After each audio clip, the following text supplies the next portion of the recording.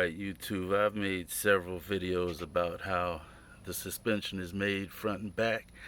Just giving you another little snippet of the reason why this design is crazy. Because a lot of these designs come from Mercedes, stuff like that. See how you have to get way back there for that? And then you still have that one this coming up.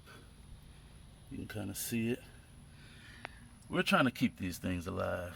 We don't want electric. We want what we got. We've invested a lot of money. We just want to keep it rolling.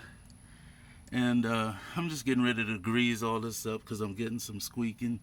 And like I said, I've replaced some of this stuff, so it's just squeaking a little bit. Just wanted to get y'all another in-depth view of why you might have some problems, some squeaking. There's so many pivot points on these 3 different control arms. So just giving you another view of it.